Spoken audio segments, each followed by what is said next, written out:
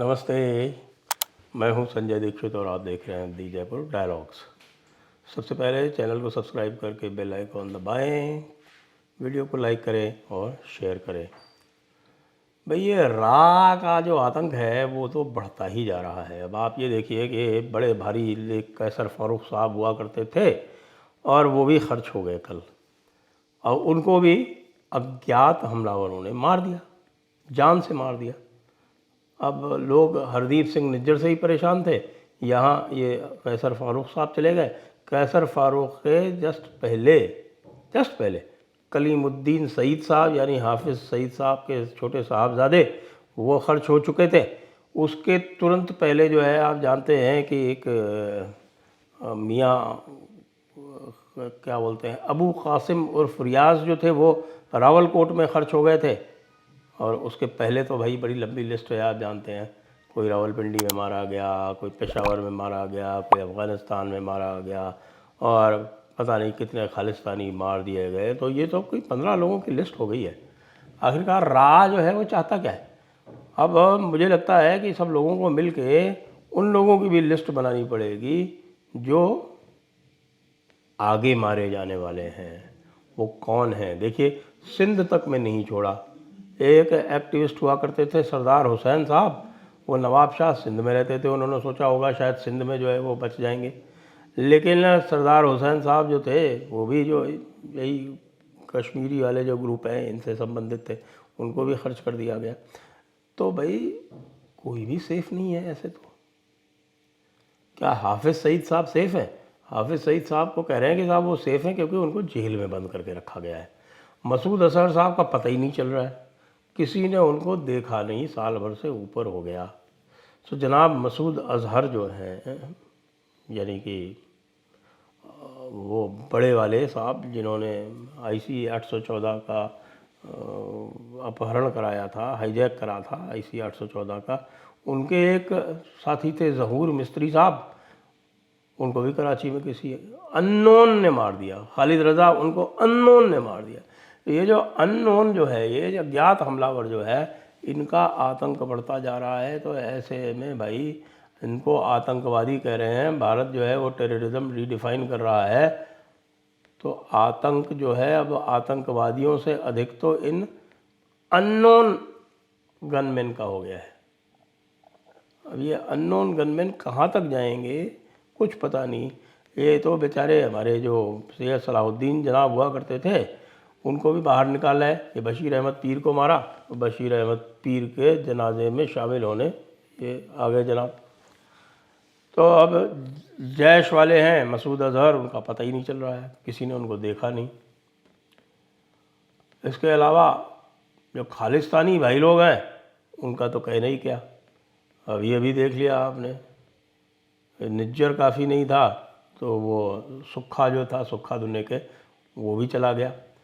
गुरपतवंत सिंह पन्नू जो है वो छुपता छुपता घूम रहा है चारों तरफ। और इनके समर्थन में कौन खड़ा है? इनके समर्थन में खड़े हो जाते हैं आके साहब के हमारे यहाँ SGPC वाले, ओ हमारे आदमियों को मार दिया जी। अरे यार, सारे आतंकवादी तुम्हारे हैं तो फिर तुम क्या हो ये बताओ। लेकिन रा का जो है ये कहना है कि हम तो कुछ भी नहीं कर रहे। अब आप ये देखिए कि डॉक्टर जयशंकर ने तो कह दिया साफ साफ कि ये तो हमारी पॉलिसी ही नहीं है। और रा का भी कहना सही है, डॉक्टर जयशंकर का भी कहना सही है, ये तो भारत की पॉलिसी नहीं है, ये तो कुछ अननोन गनमैन की पॉलिसी है। कुछ जो अज्ञात हमलावर, अज्ञात बंदूकधारी है, ये उनकी पॉलिसी हो गई है। अब ये भाई ये अज्ञात हमलावर, अज्ञात बंदूकधारी जो हैं, ये कहाँ से आ रहे हैं? कौन सी कंट्री इनको सपोर्ट कर रही है? कहीं हमारे वो नित्यानंद जी वाली जो एक नई एक कंट्री बनी है उसके लोग तो नहीं है कहीं ऐसा? ये भी संभव है। आजकल के ज़माने में तो कुछ भी संभव है ना। या फिर हमारे जो मित्र आजकल जो हैं वो अफ़गानी, कहीं इन्होंने तय कर लिया है कि भाई जो ISI वालों को सबसे ज़्यादा जो दिक्कत होती है या उनके दिल में जो सबसे ज़्यादा कशिश होती है, तो वो तब होती है जब उनकी एसेट्स जो हैं वो ख़त्म की जाती हैं, और इसी तरह से उनकी एसेट्स ख़त्म हो रही हैं। कहने का मतलब ये है कि आईएसआई ने जो रास्ता अख्तियार किया था वही रास्ता जो है उनको बर्बादी की तरफ लेता जा रहा है, लिए जाए जा रहा है। अब वो जितनी एसेट्स क्रिएट कर पा रहे हैं उससे ज़्यादा उनकी एसेट्स जो है वो मारी जा रही हैं। कभी कभी यदा कदा वो सफल हो जाते हैं, जैसे अभी कोकरनाग में कुछ वो उनको सफलता इस स्थिति से मिल गई है, इस हिसाब से मिल गई कि उन्होंने कुछ 3-4 आर्मी अफसरों को वहाँ पर धोखे से मार दिया। खुद भी मारे गए उज़ैर साहब, वो भी बड़े एलिटी के कमांडर थे, खुद भी मारे गए, वो बात अलग है। लेकिन अब समाचार ये है कि जम्मू और कश्मीर में जो कोई 100 के लगभग बचे हैं, एक ज़माने में कोई 20-30 हज़ार हुआ करते थे वहाँ पर आतंकवादी, हर घर से आतंकवादी निकलता था। अब वो मुश्किल से 100 रह गए हैं और उस 100 में भी कश्मीर के जो लोकल हैं वो मुश्किल से 10-15 हैं, बाकी सारे उनको बाहर से भेजने पड़ रहे हैं। अब चूँकि बाहर से भेजने पड़ रहे हैं तो उसमें दिक्कतें भी ज़्यादा हैं। दिक्कतें इसलिए भी ज़्यादा हैं क्योंकि बाहर से जो भेजने वाला है उसको लोकल लोग पसंद नहीं करते हैं। लोकल लोग पसंद नहीं करते हैं तो वो बहुत आसानी से उसका भेद पता चल जाता है। जो मुखबिर होते हैं, मुखबिरान होते हैं, वो उसका पता बता देते हैं। तो अब इनकी बड़ी स्थिति गड़बड़ हो रही है कि साहब कश्मीर में जाएं तो मारे जाएं, वहाँ इंडियन आर्मी डायरेक्ट जो है वो इंगेज करके मारती है और इंडियन आर्मी का ही नाम आता है। और पीओजेके में हों तो हमारे जो अबू कासिम उर्फ रियाज साहब थे उनका वाला हाल हो, और कुछ कहीं चले जाएं तो पेशावर में जैसे बशीर अहमद पीर मारा गया वो वाला हाल हो, या खैबर पख्तूनख्वा में बैठे थे तो वहाँ वो हमारे वो शालोबार साहब जो हैं उनकी तरह का हाल हो। तो कोई तो भाई कहीं तो कोई थोड़ी बहुत तो हिफाजत होगी। आखिरकार इन दीन के सिपाहियों का हाफिज़ कौन है?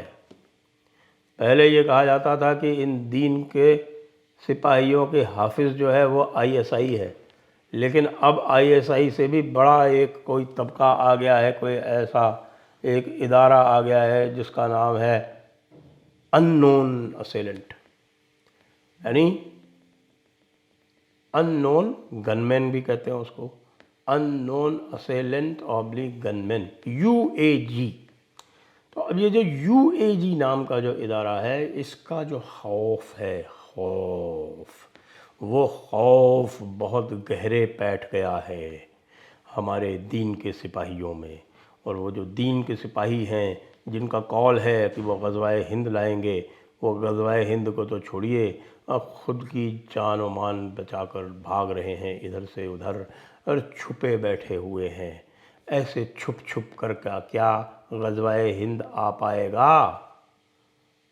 और जो इनके जो सिंपथाइज़र्स बैठे हुए हैं पाकिस्तान में, तो आपको पता है कि पाकिस्तान में तो बहुत सारे सिंपथाइज़र हैं। आखिरकार उनका कॉल ही था ना, तो उन्होंने बनाई अपनी जो कंट्री थी पाकिस्तान, वो तो इसी नाम पे बनाई थी कि हम हिंदू नहीं हैं।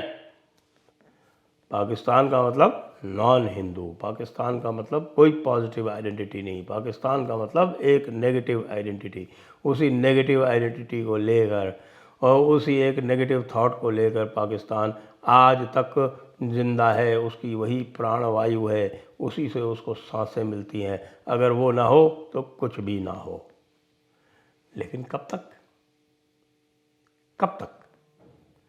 वो जो प्राणवायु है वो उसको तो ख़त्म करने का तो बहुत ही आसान तरीक़ा है, और वो आसान तरीक़ा ये है कि उसके जो हामी हैं उनको इसी तरह से धीरे धीरे धीरे धीरे धीरे धीरे ख़त्म करते जाओ, और वो अपने आप ही ख़त्म हो जाएगा, खर्च हो जाएगा, उसको कोई पूछने वाला नहीं। और जो बात करते हैं दो कौमी नज़रिए की, वो उस तरह के लोग होते हैं जो हर जगह दुश्मन ढूंढते हैं। वो दुश्मन ढूंढते हैं, वो कहते हैं कि साहब, उनका तो कहना ये है कि साहब हमारी बड़ी किताब में लिखा हुआ है कि हमको दुश्मनी करनी है तो हम दुश्मनी करेंगे। अब उनकी दुश्मनी को तो आप रोक भी नहीं सकते, क्योंकि उनका कॉल ये है कि साहब वो बड़ी किताब के हामी हैं। लेकिन रा का कोई क्या करेगा?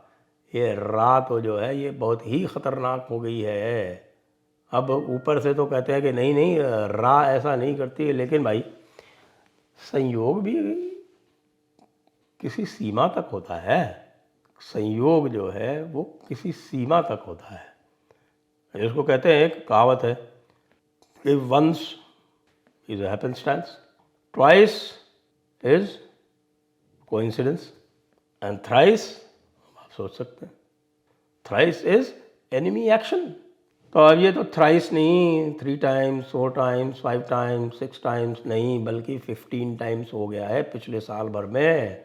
रा वालों कुछ तो रहम करो, अरे रा वालों रहम करो।